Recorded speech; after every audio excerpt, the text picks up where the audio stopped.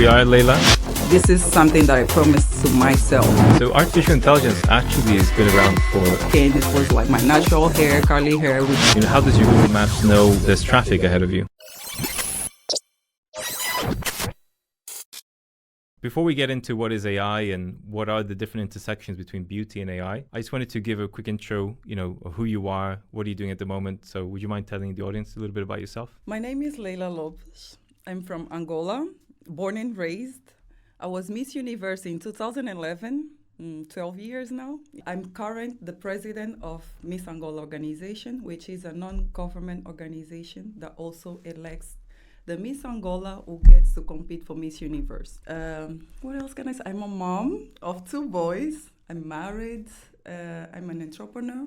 And I'm based in UK now. Yeah, so London is home for me. Very good. And I've seen also that you did business administration at university. Yeah.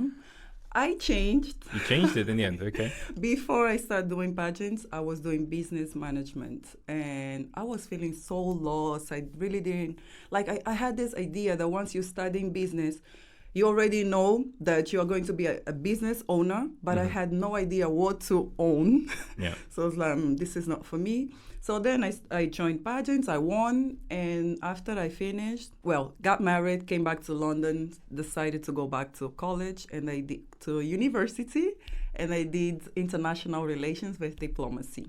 Cool. Yeah. Cool. So future diplomats, fingers crossed. So apart from the 2 young kids, what else is keeping you busy? Are you still doing photo shoots? You're still very involved in fashion? Yeah, I'm still very involved. Of course, with motherhood and married life, I stopped for a while, but now I'm getting back to doing photo shoots and fashion shows. I shot a campaign for a hair commercial in Brazil, Brazilian brand. Which was really good because I haven't done it so long that it felt good to be back, and it was like my natural hair, curly hair, which I'm also like an ambassador for natural hair. Yeah, fashion, beauty, everything. Good. So you're getting back into it. You're getting back into the busy routine, but also just balancing out. Yeah, but of course, and this is something that I promised to myself. Family comes first. Yeah. Nothing can come in between my family, my kids, my husband. Work, I do what I have to do. Sometimes I have to travel to Angola because I'm the president of Miss Angola organization. So I have to go to Angola and stay there for 3 weeks. But still, family, I get back home. After I finish, I go for meetings. After I go back to the hotel or my apartment in Angola, I call my family. Sometimes I'm sitting in the traffic. I know it's the time that the kids are going to come back from school. And before they go to bed, I have to talk to them.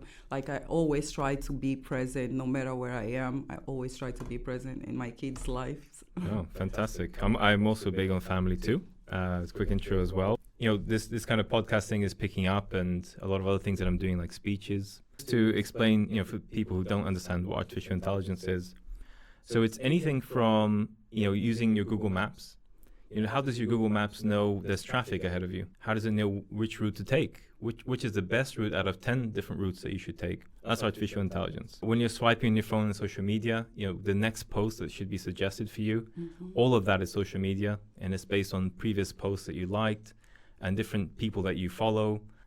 When you are going shopping online, the things that are suggested to you for you to buy, the things that go on sale, all of that is based on your previous preferences and the things that you've looked at before but didn't buy.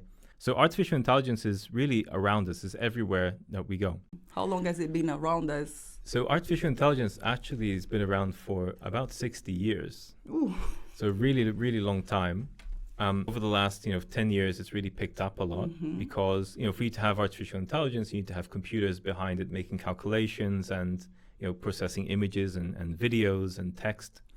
And ever since the creation of cloud computing, where you have these huge cloud, they're not in the cloud actually, but it's computer data centers that you have in very remote locations, a lot of computers together. Since then, AI has really taken off. And then ever since October last year, when ChatGPT 3 came out from OpenAI, which is a really powerful AI system, then that's when AI started to come into the news a lot more. But AI has been around for a long time. But basically, AI is a type of artificial intelligence, right? That's what it stands for. And if you think of the human brain, when you see things, you store things. When you're scared of something, you store it in a different way. So you have a memory part of the brain, a thinking part of the brain. So when you build AI systems, you also build neural networks. A little bit like in your brain, you also have neural networks as well. But because it's not a human brain, it's artificial. So that's why they call it artificial intelligence. Okay. And there's many forms. We're not going to go into the technical parts of it. We might over the discussion. But it's just to give people a little intro. Artificial intelligence is really everywhere that we go. And I think as we go through our discussion, you'll see that people in the beauty and the fashion industry, AI is way more present than they thought. Okay. And I think people will be shocked by the time that they reach the end of this podcast. They're going to get a really big education around, wow, me too. Everything that we do is in AI, basically. Yeah. So as we advance in technology, AI follows through? Yeah.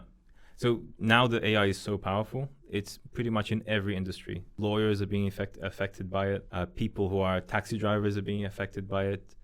People in farming are being affected. Every industry, every job now has some element of AI in it. And it's only going to increase over time to the point where most of the jobs that we know today are not going to be around. They're going to be very, very different. So we're going to cover that as well, I'm sure, as we go on. The first thing I wanted to talk about was something that really affects a lot of people, these filters that you have on social media. So something that people don't realize is these filters are actually artificial intelligence. They are systems which are built, which calculate how to have a symmetrical face, where to put makeup on the face, giving a guy a six-pack. How does the AI know where to put the six-pack on the body? So filters, though, they are fun, and they can make us look and make us feel good about ourselves. It does have quite a big psychological impact. I've used filters, I use sometimes, and I can definitely say that it's a bad thing because it gives us like a quick satisfaction. It lasts like for seconds because we post and we see the return, like the comments, the likes, oh, you look great, and you know that you don't look like that in real life.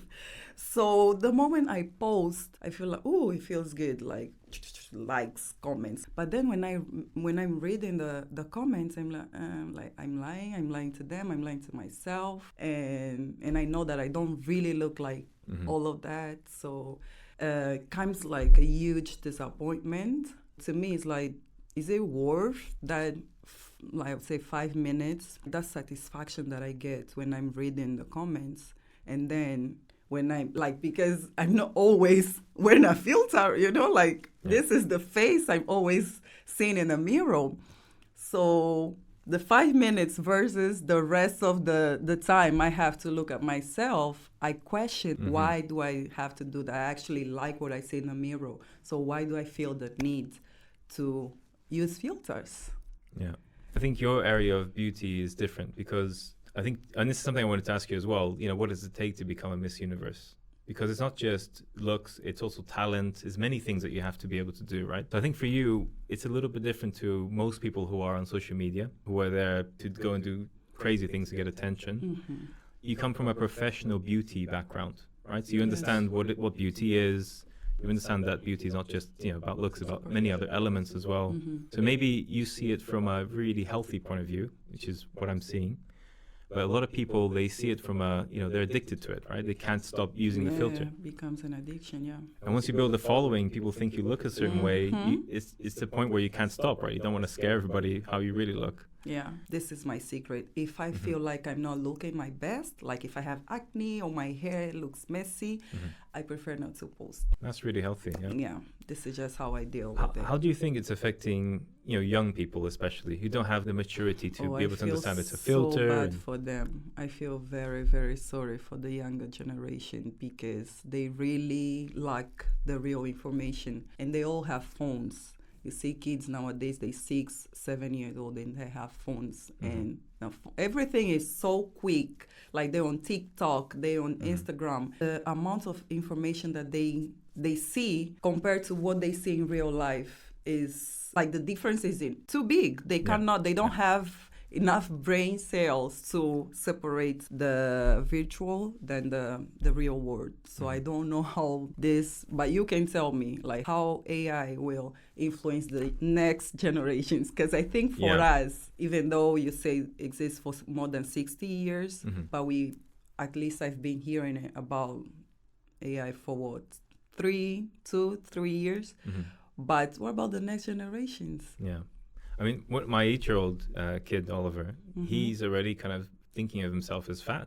He says, I need to get in shape. We have a little gym at home, so he's working out. And I'm sure that he gets that from YouTube. They see all these guys who are already in their teens and they're ripped, they got muscles, but is it really muscles? Is it a filter? So it's something that, I'm seeing it affect my own kids. And when I go to speak to people, speak to other parents, I hear everybody complaining about it. So the good news is when people are using filters now on social media, you can actually see there's a little icon that appears, or at the bottom on the commentary, you can see that a filter has been used. Yeah. But if somebody films that content without using the social media app, away from that, using another application, then obviously Instagram or Facebook or TikTok, they don't know that you've used a filter.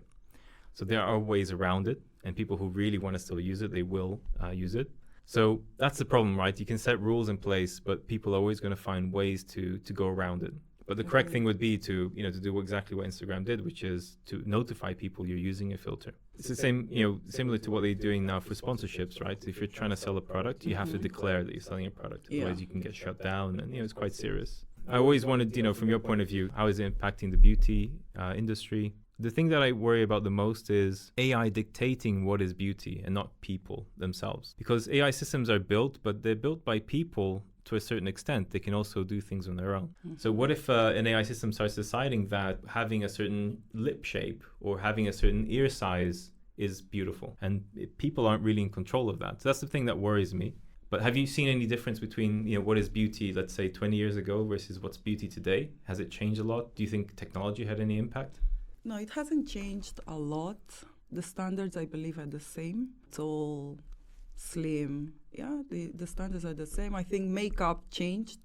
We used to see women with tiny eyebrows, and now the thicker eyebrows. And I think that the filters, once again, let's go back to the filters, they help also. Like with the filter nowadays, you can have whatever look you want. Problem is, you get, because of that dopamine hit that you mentioned before, where you get likes, you get comments, wow, you're looking great. The more you have of that, the more you want to do it, right? And if you post a natural picture, people don't mention it, you start feeling bad about yourself. So that's quite dangerous, I think. That's one negative impact I see AI having in the world, quite profoundly. Yeah, that's why I just think that AI is going to be bad for the next generation. It's already bad now. So I cannot imagine how worse it can get. So one thing I've seen as well, which is related to filters, is companies making digital copies of actors and models. For what? So, for instance, when you go to a photo shoot, I'm sure there's a whole production, right? You have to fly somewhere, usually, or drive somewhere. You get there, there's a makeup artist, there's someone to do your hair, there's somebody to choose your clothes, there's lighting, there's all kinds of things. Obviously, there's a photographer, person to do filming, and person to do sound checks, all the stuff that we had here in the podcast today. So all of that costs a lot of money, and it's very difficult when you have 20, 30 models or actors flying in somewhere. The logistics, the cost of it is huge. So some clever companies have started to figure out that if you copy an actor, if you copy a model by taking perfect pictures of them and making 3D models of them, making them look exactly how they look in real life, then it's possible to put them in a certain outfit, to put them in a certain place without having to fly them over and do all of that production. And also post-production. Does it look real? Can you tell the difference? It looks really real today. Really? Yeah, perfect. So if a company does that, you will be able to say that it's real? In billboards in Paris, in New York, even London, a lot of them are having digital models and digital versions of actors today, and people don't even realize. Is that shocking to hear that? Did you know that? Yes, I can't wait to try that. Basically, you go to, there's a company that I partially own called Deep Real. You do a digital copy of yourself. So I did it. I posted a video on LinkedIn, and I ran a poll. I said to people, is this really me or not? And 86% of people said they thought it was me, or they couldn't tell it wasn't me. Cool. So it's almost perfect, right? It's not be exactly like it is in real life. But yeah, there's a lot of advances in that space. Do you think that's good for the fashion industry? Do you think that's going to put models out of a job? What if you create a fake person with AI? It doesn't exist. And that person is perfect, and they end up getting all of the jobs. Is that going to be fair to models, do you think? Definitely will, because from my own experience, sometimes I was getting invited to do a shoot, for example, in Brazil. But I booked something else in London for the exact same date. So I would have to pick, or my agent would have to pick like either Brazil or London. So now that it's possible to create a copy of me, I can do both. But before, if I was going to reject the Brazil offer, Brazilians will be able to pick up another model. So that would be a job opportunity for another girl. Yeah. But now, if I'm available for all these brands in different countries, the opportunities that we're going to be for other girls will be gone. So yeah. So what if one day, a company could create a perfect model, but she wasn't real? So today I could go into Midjourney, I could go into many applications, and I could create a perfect person, do a 3D model of them, digitize them, and sell them to all the fashion houses. And actually there's 2 social media influencers who are completely digital. They don't exist. And they have over 10 million followers.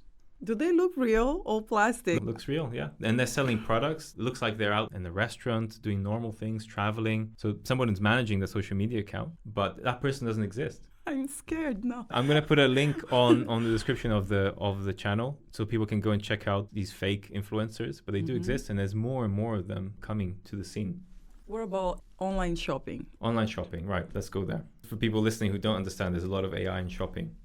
So have you ever realized when you're on Amazon, or if you're on a very nice website for a fashion house, you're shopping, you're looking at stuff, you're not always buying, and then all of a sudden the next time you log in, there's a special offer, or it pops up on the screen, or there's a suggestion for you to buy that through email afterwards. Yes. So it happens a lot, right? all the time.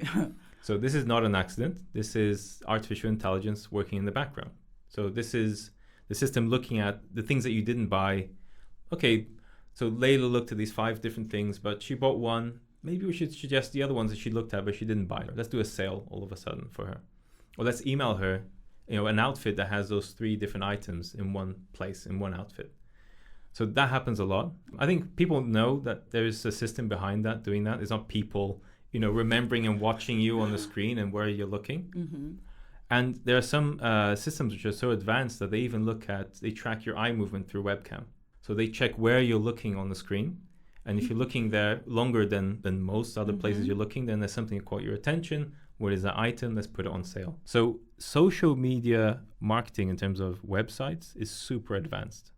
Like when you build a website, people will know this if they built a website. So you can do something called, Tag Manager, Google Adverts, tracking analytics on Google.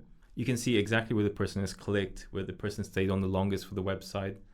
All of that analytics, all of that information, you can then feed it to an AI system to then promote certain products for you, depending on what was on that page. So when you're shopping now online, do you realize, how much intelligence there is behind that system, that website, or do you just not notice it when you're shopping? I don't notice. I just buy. Well, I just add to the cart. But I do a lot of online shopping, and last thing I tried, I ended up not buying. I wasn't so secure about it. I tried sunglasses online. I wanted to see how they would look on my face. Yeah.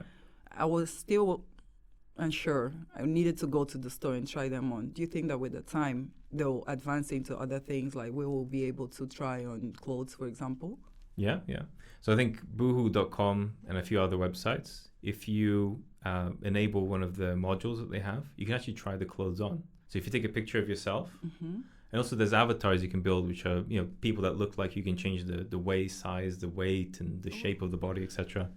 So you can try, like Ray-Ban is a website you can go on. I think some The fashion sunglasses? houses as well for sunglasses. Yeah, like you said, you can try them on, and they But can it even takes a lot of time, no? Yeah. Like putting the size and the height. I mean, during COVID, these things had to be developed, right? Because Sure. people couldn't shop. But sometimes people don't even know what looks good on them.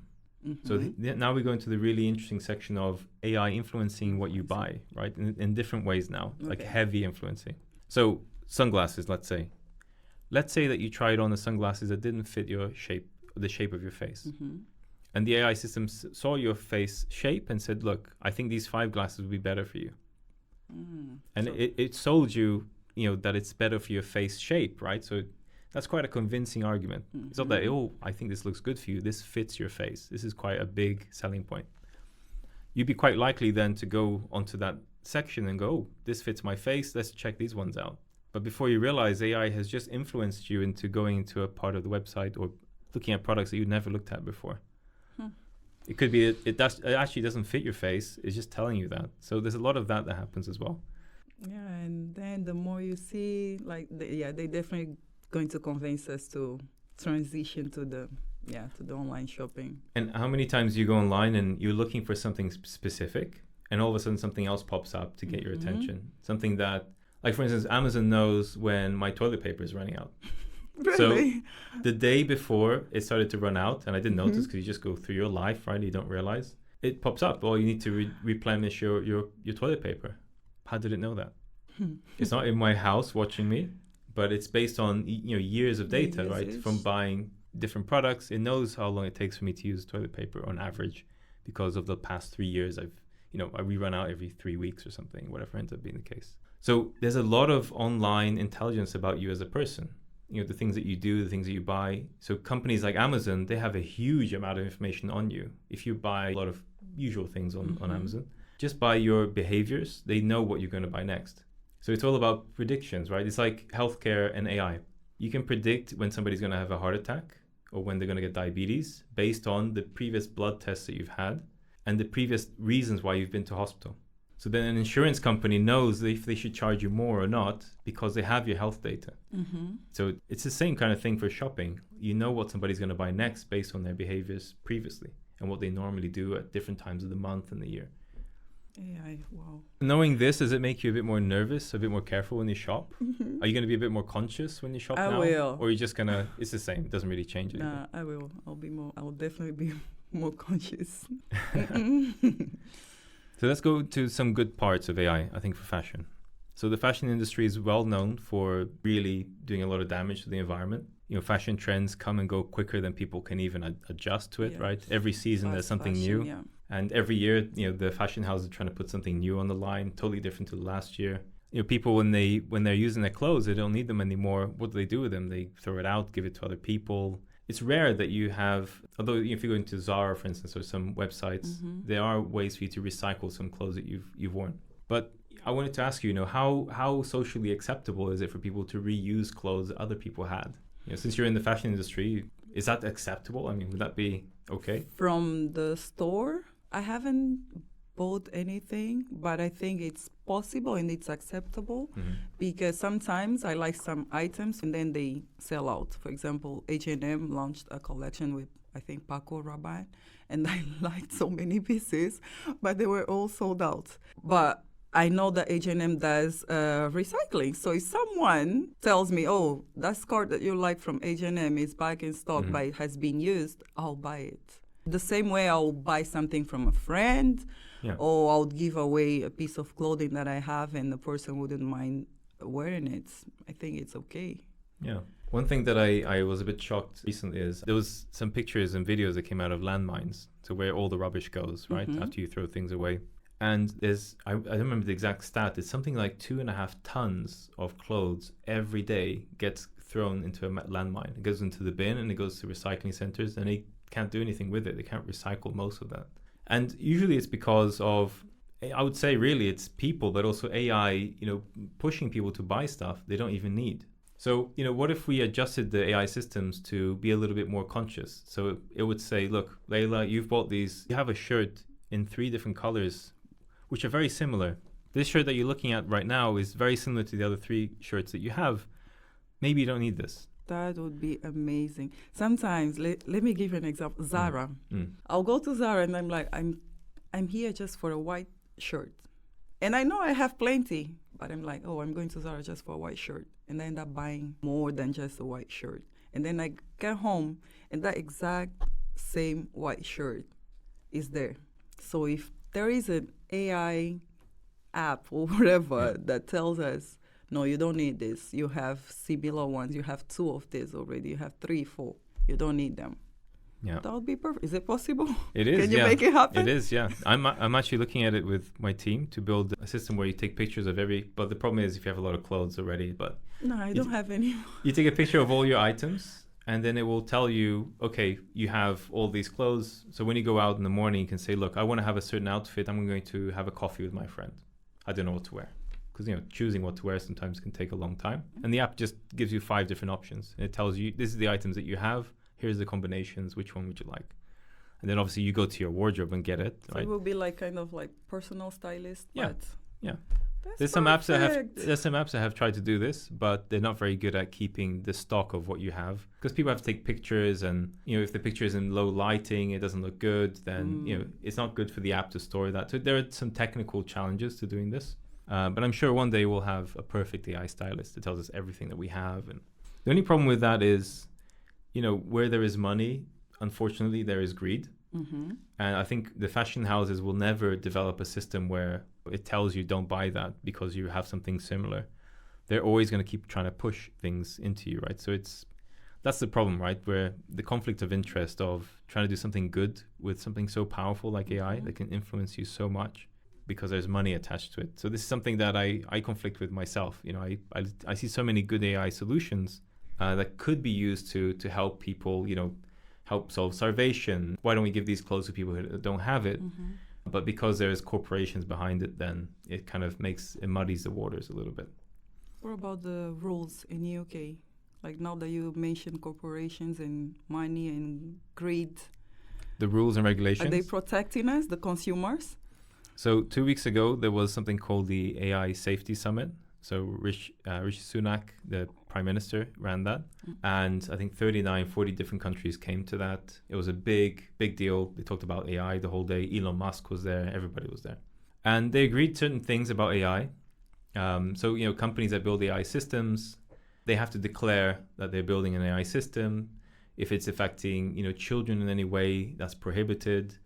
If it's taking your facial data, so facial recognition on the streets, that's also prohibited. There's rules around that. So there are certain rules in place, but the problem is that, when you look at government type organizations, Ministry of Health, Ministry of Education, etc., a lot of the people who are in jobs like that, they're not, the most tech savvy people in the world, right? Usually those people are people working for tech companies like Google, Facebook, Microsoft, etc.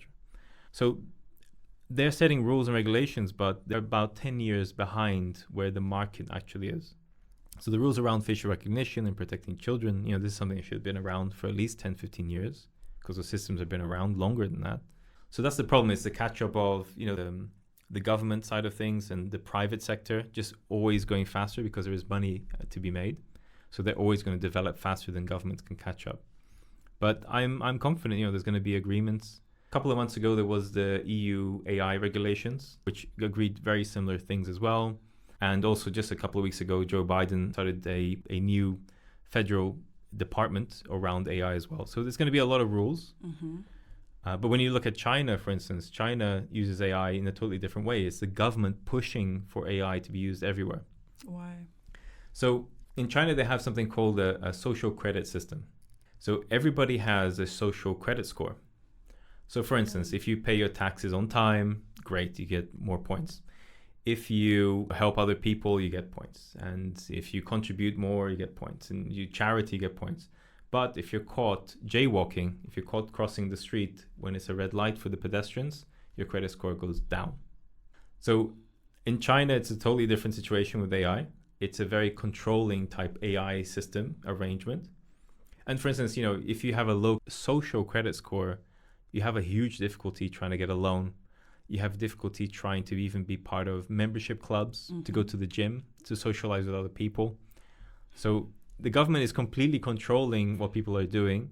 People try to protest against it, but because of the type of government that it is, it doesn't allow people to protest. It just kind of gets rid of them or quietens them down very quickly. So there's a lot of fear that, the west side of the world, UK, Europe in general, America, is also going in that direction. Because what's more appealing to a government than to be able to control people? And the only thing you can use to control people is really AI, because that's the only system powerful enough to gather all the information you need on people. Does that scare you a little bit?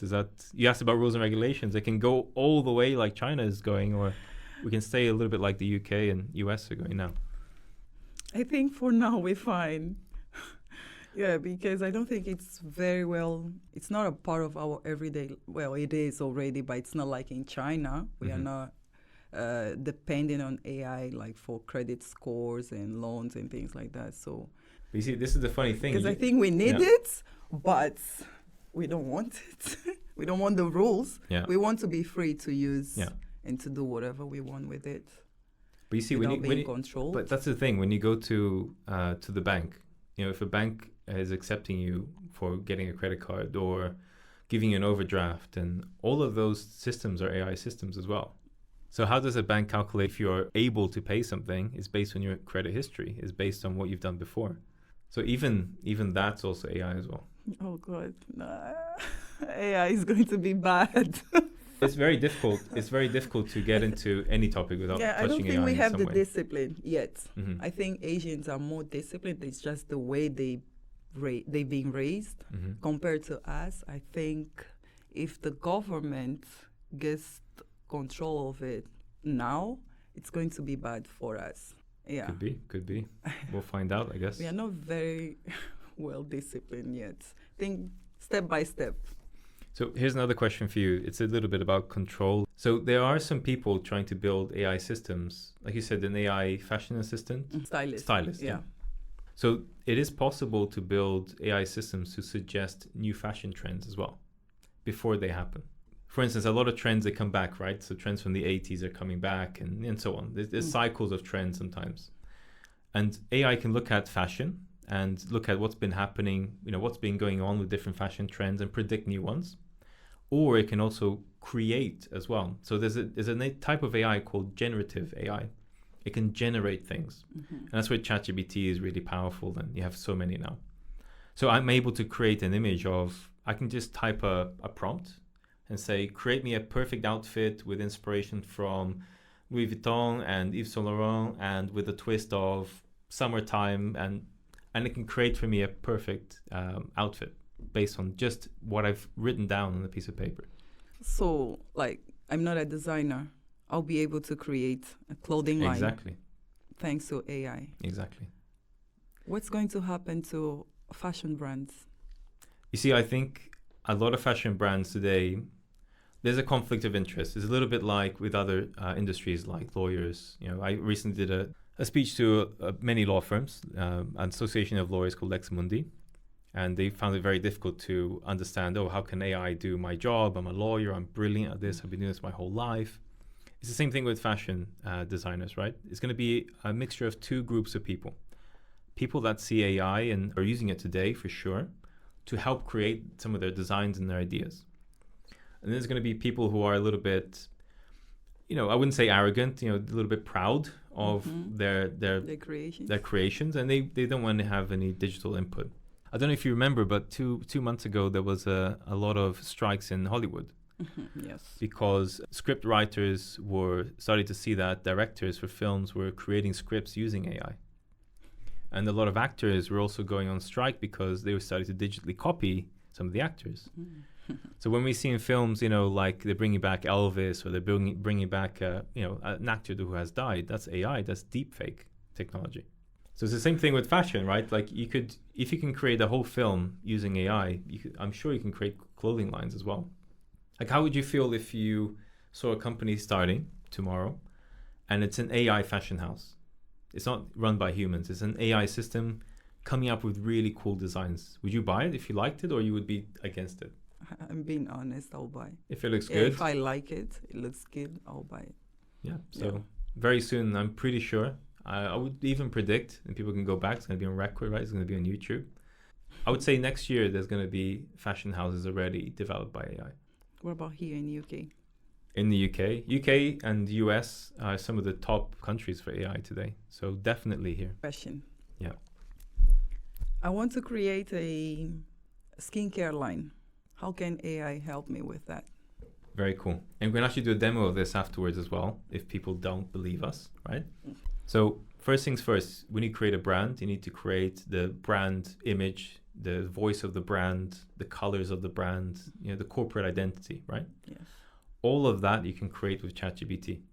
You can go on ChatGPT and say, I need to create a skincare line. This is my background. I'm Leila. This is the kind of skincare product that I would like to put together. Put together the marketing plan, put together everything. Put together the website for me. It will build the website for you in a couple of minutes. Obviously, you have to go into the website, you have to kind of tweak a few things, but it will build 90% of your. So after it's created your brand, it's created your marketing strategy, your website, how to sell it online. It can even help you with the chemical compositions of the product, yeah. And also where to buy it cheaper.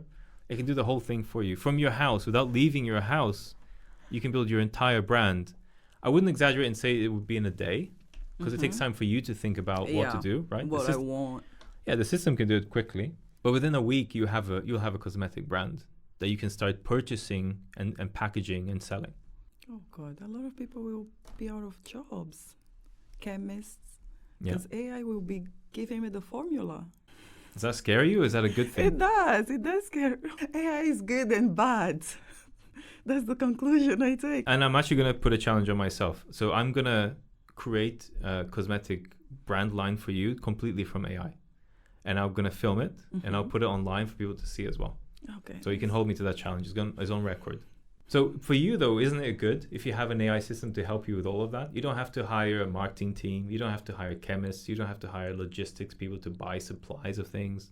Isn't that good for you? It is. It is. But since I'm not an expert in AI, I should hire an AI expert to help me with that. So you'll see from the demo I'm going to put together that anybody can do it. I can do it? Yeah, you can do it yourself. Was it 3 or 5 days ago now? The company that has the best AI systems today, called OpenAI, they put out something called GPTs. So you can build your own systems now by just writing. There's no coding at all. You just have to have an imagination. The other day, actually, we built an AI pastor that could give you advice about your religious questions. We built a therapist that could help you with any problems you have. Instead of going to a therapist, you can talk to this GPT. So I'll be publishing those as well, and people can use them. And you can use it as well. Let me know what you think. Yeah. So it's very easy now. The therapist. I love the idea of the therapist. Right. So the therapist is one that I'm very passionate about. In the UK, there's a shortage of hundreds of thousands of therapists every year. There's a statistic that if you put everybody in university just to do psychology and psychiatry for the next 3 years, you still wouldn't fill the gap in the UK of the shortage of people you have in this space. So it's a huge shortage. People are wanting to, especially after COVID, right? A lot of people went a little bit cuckoo because of the situation, being stuck in the house and not being able to be with other people. It's one of the things that makes you crazy, right? Not having social contact. Yeah. So I'm building the system to help people, and I'm going to be launching it in December so people can use it, and it will be free. I will not be charging for it. But now with all this technology just handed to us, when can we leave home? We have movies, we have therapists, we have pastors, like everything, shopping, food. Yeah. When are we going to leave home? So when are you going to leave the home?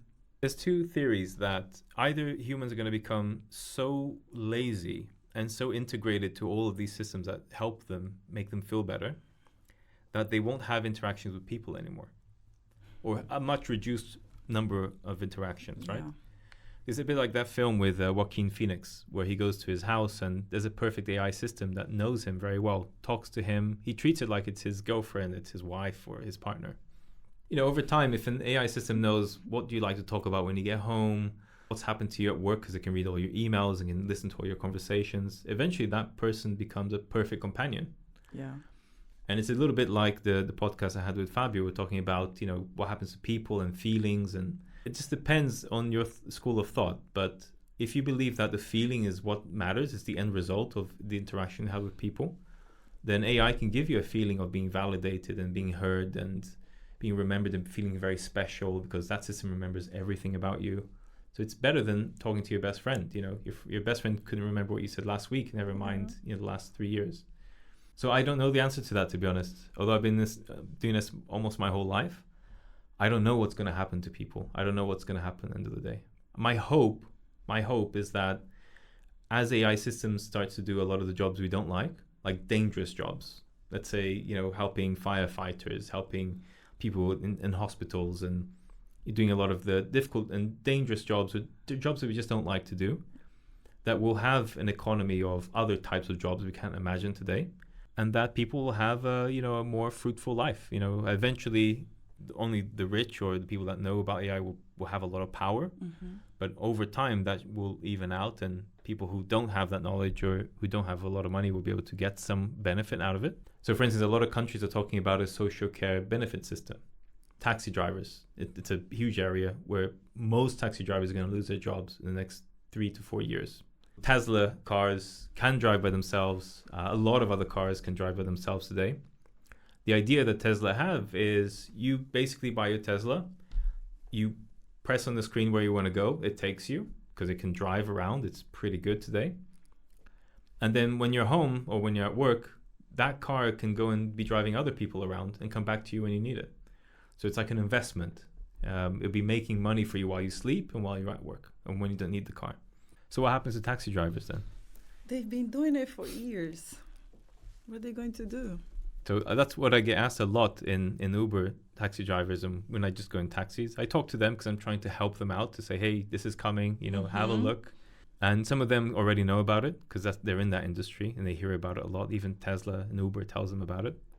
And also Uber is building their own self-driving system, so there's no secret as well. So, going back to fashion, I think it's a little bit different because it's a very creative industry. And it's an industry driven by feeling, right? And there's always a story behind the brand that's so amazing, right? Yeah. You get captivated by those stories. I'll make another prediction. In 2 years from now, most of the stories that come out of adverts for fashion houses will be heavily influenced by AI. It'll be the AI system telling that story, thinking about how to sell it, influencing the next clothing lines and next trends that come out. Because an AI system is able to do what a lot of fashion houses do, but over a long period of time. If you're, for instance, a designer, you come up with a certain style of dress or jacket. You're only thinking about the aesthetic look of that jacket, but you're not thinking about always the production of that jacket. How difficult is it to source that material? Does that material erode over time? Are people going to be satisfied? There's other people that do that job in the fashion house that the designer doesn't always do. But an AI system can cover all of that. So fashion houses will be able to much better produce designs that are sustainable, that they know they can produce at low prices, helping the margins of the companies. So it goes back to what I said before, where there's money, there's going to be incentive to use a system, yes. Right? So if you're thinking of launching a cosmetic brand and you know that you have this power of having AI to help you, what other brands would you go and launch? What other things would you do, you think, if you had this kind of superpower next to you? Hair products, makeup. Like you say, you can create something for me like in 2 days, max, 1 week. I think I can create like 5 different brands in 1 month. What about the market, the industry? It will be saturated. Anybody can. I was about to go into that, yeah. So if everybody has this power to it, that's a good thing about this type of AI system, right? Generative AI. Everybody can access it. It's actually free. You can go on openai.com and just use it. It's the more powerful versions are paid, but it's £20 a month. It's not that expensive. So if everybody has access to it, then you're right. It's going to be saturated. We're going to be bombarded with things which are being sold to us from left, right, and center. I was happy when I said that I could create like 5 different brands in 1 month. And now I'm scared again because where are we going to go? Like, it's going to be crazy for all of us. We are going to be bombarded with so many things. Anyone in this room can make a product. Yeah. My thought process around that is if you're faster than everybody else, you could create enough products where you start creating a following around you, where it doesn't matter if other people will also create different products because you have so many people following and using your own product so they don't always go to another product. Because a product is not only about having the product, right? It's about having the following. It's about having community around it, people talking about it, people making videos about it. It's not just about the physical product itself, right? It's the feeling around it. It's that sense of belonging, right? Oh, I don't know if you're like if you love Gucci, you wear a Gucci belt. There's a thing around Gucci belts. There's songs about it. Yeah, it makes sense because the Kardashians, they all have launched same products like lingerie, sunglasses, makeup, and they're all in the same family, in the same industry, in the same city. Mm-hmm. And I'm like, how come? Like, first of all, there is competition. They compete in between. Yeah. How come they can still sell? Because if they make it means that they selling it. So it's the stories, the community, right? Yeah. Each one of them have. Okay, makes sense. Like if you really like a certain person, you aspire to them. Like I'm sure a lot of women aspire to Kim Kardashian. You know, whatever she launches, they're going to buy. It's actually not even about the product itself. They might even like the product, but they just want to be like her. So I think the most important thing that's going to increase over time is this sense of making a brand more than just a product. It's creating that story behind, very high fashion houses that they do that really well. It's creating that sense of belonging, aspiring to be something that, you want to be. Everybody's going to be raising all these products, but it doesn't mean that they'll be successful because they need to build that sense of belonging. They have to create that kind of game around the product. Relationship with consumers, right? So, what about you? Yeah. I need to know this. Not as a professional, AI professional, but as a human being. How has AI impacted you? It's hard for me to separate AI and me as a person. Not because I'm bionic or anything, like I have AI inside me, but if you go into my house, for instance, like the little things that you have in families, right? You call your kids in different floors of the house instead of shouting. We put Alexas in every room. So we're able to make announcements. Hey, dinner's ready. It goes into all of the rooms. Or if we had certain alarms for the kids and so on. So we have cameras in most of the communal areas of the house. So if we go out, if we have a nanny or something goes on, we know it's going to have obviously security systems. We have an AI Hoover that hoovers the house for us. So there's AI in a lot of places in our house. And as I go to work, obviously, that's what I do for a living. I build AI systems. I do that to solve complex problems and to help people and so on. So for me, it's very difficult to separate, AI and me because that's all I do. If I see a problem, I'm usually going to think, how can AI fix that, right? It's just in my nature. I think one thing that annoys my family a lot is when we're starting a film and all of the intros, I think Spider-Man has a 3-minute intro. I mean, what a waste of your life, right? My whole life is about efficiency because I use AI systems. So I always fast forward. And the kids are always like, Dad, don't do that. My wife's like, don't do that. One thing that's affected me in a negative way is I'm less patient about wasting time because my whole life I've been spending trying to optimize teams. I've been trying to optimize companies, make things faster, make things more intelligent. So when I'm spending that 3 minutes intro into a film, it drives me crazy. And maybe that's not a healthy thing. When I'm talking to people, for instance, I get less interested very, very quickly because if it's not something that's really solving a problem or, again, it's just the way I've been built over time. So I think it has impacted me in a negative way. I think the positive side of it is in doing this work now for almost 20 years. And now I'm finally coming out of the shadows for a couple of reasons. One, because I want to explain to people what this stuff does. It really excites me because I think the future is bright. In the long run, let's say, in the next 5-10 years, there'll be a lot of disruption. It's going to be pretty crazy. But 15-20 years from now, I think it's going to be a beautiful world, potentially.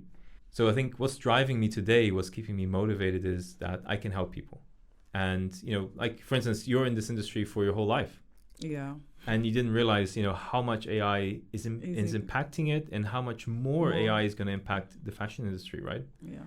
So I love that sense of you've just allowed someone to let a light bulb go off. I've just made something click. And now that person will now change completely their perspective on life. They're going to now go about it in a different way, in a way that they're going to be more prepared for the future. So it's not like I'm a babysitter, like I'm here to, but that motivates me a lot today. That's what drives me to get up in the mornings is the fact that I can help people in that way. There's more ways I should be able to help people. I'm sure I'll get there as well. But that's one of the biggest things that gets me up in the morning. Okay, speaking of helping people, AI in health, I've seen in the media some surgeries that doctors were able to perform from different places. Like the patient is in London and the doctor was in Birmingham, let's say. How was that possible? So I used to be head of AI for United Health Group. It's one of the biggest healthcare companies in the world. It's a $1 billion program. And it owns, I think, most of United Health's, America's, healthcare system, hospitals, clinicians, everything. And we did a lot of research into this, and it's something that we also ended up building. But unfortunately, those robotic systems that do surgeries, it's actually not true. So there's a link to a Netflix series I'm going to put in the description where that actually debunks this. So there is a company that makes these robotic arms. I think the typical film everybody sees is a robot doing surgery on a grape, peeling the skin of a grape, because grape skins are very thin and you need a lot of precision to do that. So that's actually fake. That robot arm is actually terrible and it's actually killed people and it's not good at all. But the idea of being able to perform surgery from miles away or a different country, different continent is coming. There is going to be the possibility of doing that in the near future. We already have the high-speed internet situation, so there's no latency between a surgeon moving his arm 200 miles away and the robot doing it. And there's also already a lot of augmentation for surgeons today. So a lot of surgeons are wearing augmented reality headsets that are showing them where the organs are in the body. Because it's messy, right? There's blood everywhere. You can't always see it. A lot of that's happening already. I mean, I myself had LASIK eye surgery. It was a robot that did that, not a human. So they cut my cornea. They peeled it back. But that was done by a robot, and then burning the back of my eye in the right spot to correct my vision. That was a robot. Did you know that the robot would be the surgeon? Yeah. How did That's you why feel? I picked it. And funny enough, on the day I went to do that surgery, and I got really scared. In the parking lot while we're going to that surgery, my wife told me we're going to have a baby, which is our boy Oliver today. God. And I didn't want to have the surgery because I ended up getting scared that something bad was going to happen. Even me, right? And I work in this space. So I can only imagine other people who don't. So in the healthcare industry, there's going to be a lot of advancements, but the robot one in particular is a bit of a fad. That's not real. But for instance, when you do online consultations with your doctor, that's something that didn't happen 10 years ago. But over COVID, that became very popular. So you don't have to go to your GP, you don't have to go to a doctor, and you can just do an online conversation. In the future, there's going to be little devices you have in your house. So, when you go to a doctor, especially for kids, they measure the temperature through the ears. They get a little stick and look in the back of the throat. All of that you'll be able to do through little devices. You can actually buy them today on Amazon. They're called IoT devices, Internet of Things. And they connect to your phone through Bluetooth. And they can send the results back to the doctor. So you don't need to leave your house for basic things like that. Drones actually delivering medicine. That's something that's already happening in trials. We already did that at United Health and other healthcare companies. We're already living in the future. Yeah. And it's not just pizzas being delivered by drones, right? It's now healthcare products. And also there's some predictive AI systems that, because you have these little devices in your house, they can measure your temperature. They can measure, if you're coughing, how your eyes are looking, etc. They can also predict when you're going to get sick. So a very big area of healthcare is preventative healthcare. So it's where you try to get in front of the disease or get in front of the situation before it happens. So treating yourself before you have a fever, avoiding certain things that you shouldn't do before you get cancer, and so on. So there's a lot of that's going to come out. So for me, one of the biggest hopes I have is AI in healthcare, because I think that's where we're going to help people the most.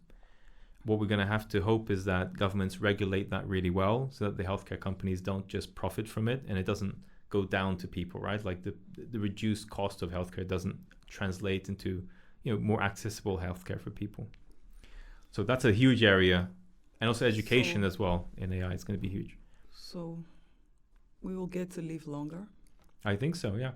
I mean, in a lot of countries like Japan, Holland, they already have a situation where the demographics, triangle, whereas you get older, there's less people. That's starting to invert now. It's becoming a little bit more like a rectangle instead of a triangle.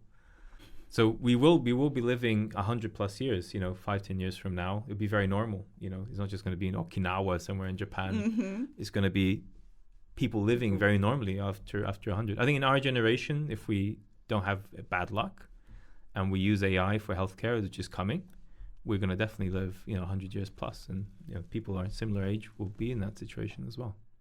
In education, I think we'll be lazier with all this information, all this help that AI can give us. Yeah. So this is a huge area. It's a little bit different outside of beauty, but let's go there. So education and AI. So a lot of students today are getting called by their teachers by having ChatGPT write the essays for them. So my son, for instance, my 15-year-old son, he can point his phone at his maths homework and it tells him exactly how to work it out, the steps he has to write, everything. There's apps for that which are free. You can download them on iOS, Apple Store, etc. So teachers today are having a very hard situation. They don't know actually what homework's been done by kids and which ones are not. And what I've been seeing is that the trend that's coming is a lot of education is going to be on tablets. So the kids go into school, they fill out multiple choice questions as part of their lessons. Then over time, they're going to have an AI system that tells them, today you had a lot of questions wrong in algebra and maths. So for homework tonight, you're going to get algebra. So it's not going to be like it is in schools today where you have high, medium, and low sets. Mm-hmm. Every child is going to have a tailored education plan just for them. That's so I think education is going to be huge. And that's one of my hopes, that the new generations coming in, they're going to have a much, much better education system. And they'll probably be much better equipped at dealing with all the challenges coming because of how big AI is getting. I know it's a big thing, I think, in Angola, right? You're big on education and health. But my hope is that, everybody will benefit in healthcare and education eventually. But, governments and corporates have to manage the greed, right, behind the money they can make behind it as well. So it's a tricky situation. Conflicts of interest, like always. One more question. Go for it. Once again, out of the beauty. Food industry, will it get better or worse? It's already bad. Can AI make it better? The food industry is going to... So there are, for instance, McDonald's. If you go to Holland, for instance, the Holland International Airport, there is an actual McDonald's where they only have a few employees. Everything is being done by robots. So the burgers are being done, everything, the chips are being done by robots. It's only people serving other people, right? And you probably notice when you go into a lot of, if you go to Itsu, if you go to McDonald's, a lot of restaurant chains now, you're not even ordering from people anymore, you're ordering from screens. The machine, yeah. Right? It's the same in supermarkets. There's way less people working in the counters today. It's usually you in front of a screen. Mm-hmm. So I think very shortly, next year, the year after, it's maximum, most restaurants are going to have AI waiters. So you've also seen, in London, we have a couple of these restaurants where they project the menu on your screen and you just tap on the table and your food will come, right? There's a little tray that comes on wheels, delivers your food. That's going to be very normal. What about if I want to complain about the food, like the meat is not well done, like I like it? Yeah, you'd be able to complain. What am I going to complain to? Yeah, I think you're never going to come to a situation where you totally replace humans, right? Because I think even in us, we're going to block a lot of these things as much as possible. For most jobs, there's going to be humans involved. It's just less of them for the amount of activity. It's like in food, for instance, there's a company in the US, their name escapes me now, but they basically have a food truck, like a pizza delivery truck. You order your pizza. As the truck is coming towards your home, it's making your pizza. Mm-hmm. And then it just gives it to you at the back of the truck in a very nice way, and you collect it. So these kind of automated fast food companies are going to get very big. There's a lot of money going into them already. And there's a couple of companies that make robotic arms that have been trained by Michelin star chefs like Gordon Ramsay and Jamie Oliver and Pierre White, etc. And to make the perfect, spaghetti bolognese, to make the perfect this, the perfect that. So you can already buy them. It's about £100,000, super cheap. And you just put them in your house, and they also do the dishes as well, which is really good. Oh my God. So this already exists. This is real stuff you can go and buy today. Here in London? In London, in the US, in many countries. Send me a list of the places. I want to try. So that's the thing. We'll try to put a link in the bottom of the video of different restaurants that do this, and we'll mention them as well later on. But yeah, there's a lot happening in every industry, right? Like we could sit here all day going through different industries, and I could probably show you many examples how AI is changing that industry drastically.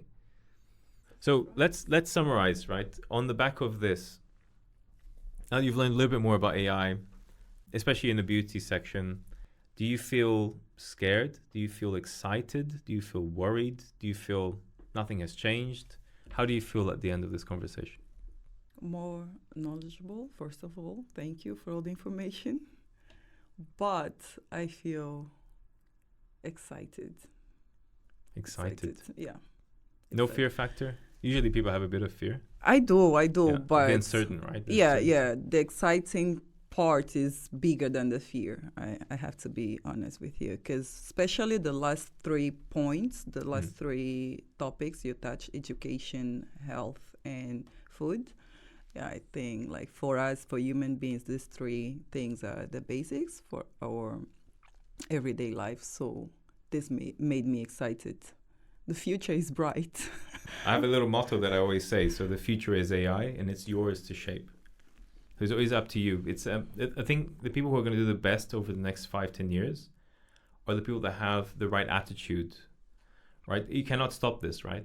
No. You have to go back to your sphere of influence, the things that you can control and the things that you can't control. So if people are going to adopt AI, it's outside of most people's control, even the government, I would say. So since it's coming, you might as well just look into it and adapt and just try to learn from it so that you can be in a good place when it's around even more. And it's already around plenty, right? It's just going to get more and more and more. I hope I've inspired you to learn a bit more. I'm going to take you up on the offer for the cosmetic. I'm overthinking now. You gave me so many information that it's just like, I don't even think I'll be able to sleep tonight. I'll be thinking, especially about the demo that you're going to do. Yeah. I'll actually do this demo in the next few days and I'll post it and then I'll let you see what you think. You just got to give me the name of the brand.